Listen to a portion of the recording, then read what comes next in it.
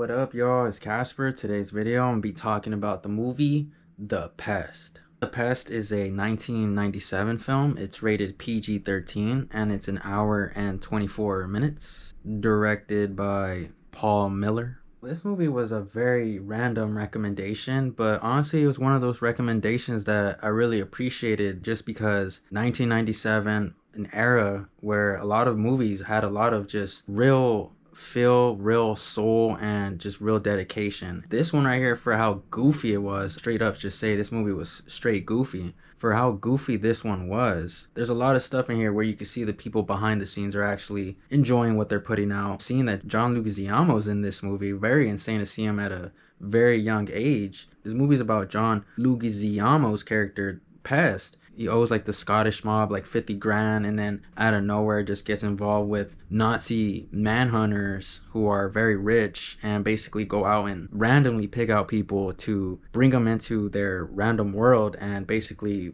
hunt them. So like a manhunting thing. And John Leguizamo's character, the Pest, is the victim. While watching this movie and seeing how he got chosen, very hilarious how out of all people he got the chosen spot for that. And it kind of doesn't really make any sense. And while watching the movie, there's a lot of stuff in here that didn't really make any sense. The beginning of the movie, I would just say how it started. One thing I do appreciate is opening credits. I do like how opening credits actually have a good feel, take its time type of momentum instead of just rushing us into this movie. When John Leguizamo got introduced, right away it gave us a very interesting camera perspective. Seeing him at that young age was one of the things that stood out. Another thing that stood out was just that camera choice. Very weird to actually see that angle. Once you see John Leguizamo go into character mode, this dude goes straight into character mode, and right from the beginning kind of just gave me like a Nickelodeon teen Nick vibe, where it's like you're watching Nickelodeon but very late at night. And his character honestly gave me that type of vibe throughout the whole movie. One thing that honestly impressed me in this movie from him is just being able to not have any empty spaces with his acting. There was,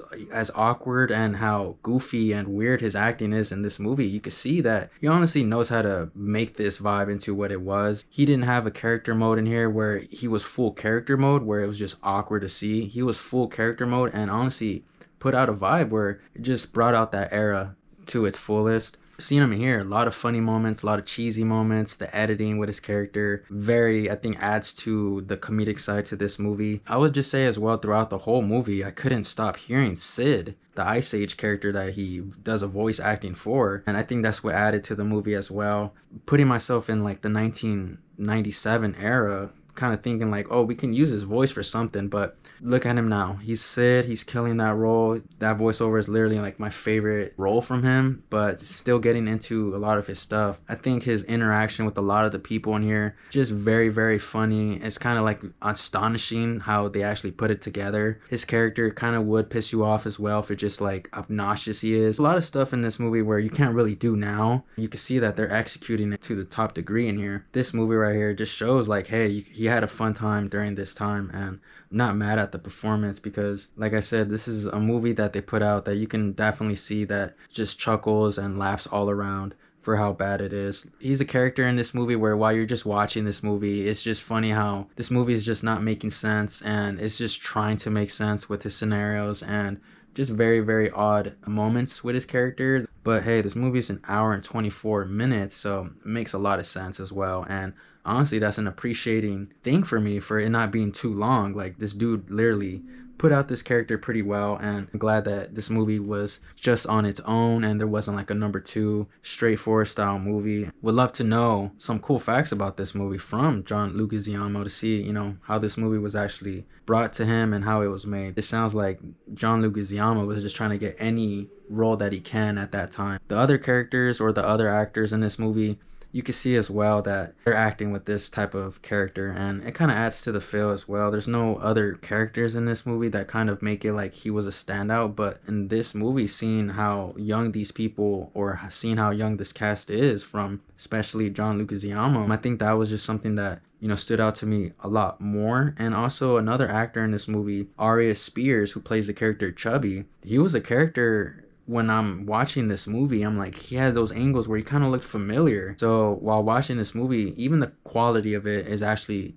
holding up. but while seeing the characters and seeing how this movie is flowing, I do like how seeing that Arya Spears, who plays Chubby in here, it's very insane how he was in this movie, and this dude's killing it on his comedic level right now. Seeing him in this movie was actually an interesting choice, and another thing where I'm just like, how did you get involved with this movie? Very cool that I actually saw a movie and I'm like, yo, I know who that was. So seeing Arya Spears was another point in this movie. The camera direction in here is literally just trying to make this movie flow as good as it can. Overall, it just had 90s vibe throughout this whole movie. The jokes as well are definitely jokes you can't tell now. So there's a lot of appreciating things in this movie that you can laugh at for how terrible it is. After my watching the movie The Pest out of 10, I'm gonna have to give this movie a 6 out of 10. So that's my movie review for the movie The Pest. Shout out to you guys for tuning into the video. Thank you guys for watching, and we'll see you guys on the next one.